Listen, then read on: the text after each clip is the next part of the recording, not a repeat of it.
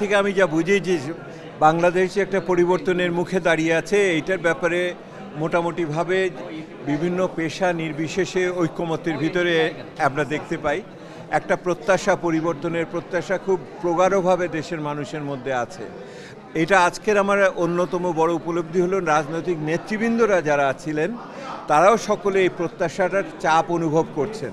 ওনারাও বুঝতে পারছেন যে বিগত সময়কালে রাজনীতিবিদদের বড় ধরনের ব্যত্যয় হয়েছে। ওনাদের এই দেশের বর্তমান এই পরিস্থিতিতে উপনীত হওয়ার জন্য ওনাদেরও দায়িত্ব আছে এবং নাগরিকদের মুখোমুখি হয়ে ওনারা বুঝছেন যে এই নির্বাচনটা অন্য আর কোনো নির্বাচনের মতো একই রকম হবে না। এইবারের নির্বাচনে নাগরিকরা, ভোটাররা অনেক বেশি জবাবদিহিতা থেকে ওনাদের কাছে চাহিদা দিবেন এবং যেই সমস্ত প্রতিশ্রুতি দিচ্ছেন ওগুলি বাস্তবায়ন করার সঠিক পদ্ধতিগুলো ওনারা চাচ্ছেন। শুধু সাধারণ কথায় এখন মন ভুলবে বলে ওনাদের মনে হয় না।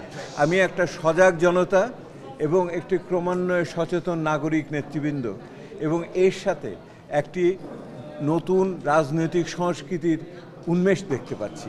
আমি আশা নিয়ে ফিরছি।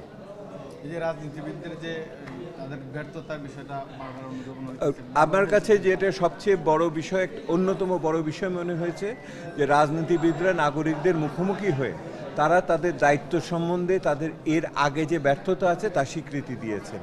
এইটা রাজনীতির পরিপক্কতার লক্ষণ।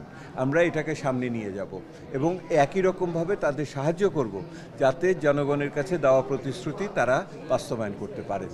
সেই জন্য ইশতেহারটা গুরুত্বপূর্ণ, নির্বাচনটাও গুরুত্বপূর্ণ।